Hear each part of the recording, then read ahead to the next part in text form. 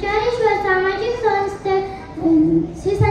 सामाजिक संस्थेकडून दरवर्षी घेतले जाणाऱ्या स्पीच कॉम्पिटिशनमध्ये मी यावर्षी पहिल्या वेळेसच सहभाग घेतला आहे.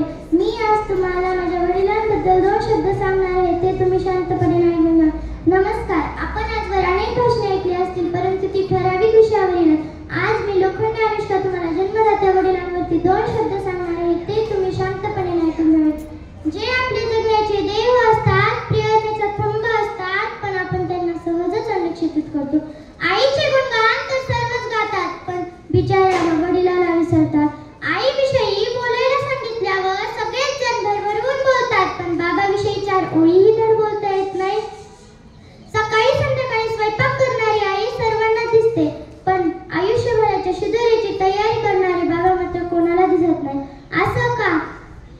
आई रडून दुःख व्यक्त करते, पण मनात रडणारे बाबा मात्र कोणाला दिसत नाहीत. चांगले मार्क्स पडल्यावर शाबासकी देणारी आई सर्वांना दिसते, पण गुपचूप जाऊन पेढ्याचा बॉक्स आणणारे बाबा मात्र कोणाला दिसत नाही. आईचं बाबाचं प्रेम सारखंच असतं, पण आईचं प्रेम जरा जास्तच दिसतं.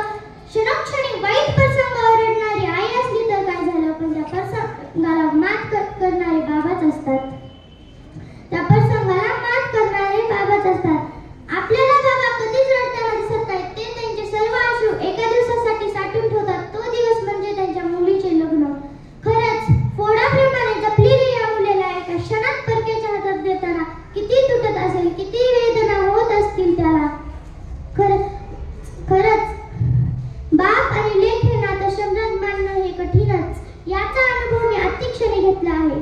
धन्यवाद. एवढी बोलून मी माझे 2 शब्द संपवते व मला स्टेजवर येऊन माझ्या बाबाबद्दल बोलण्याची संधी दिल्याबद्दल मी सगळ्यांचे आभारी आहे.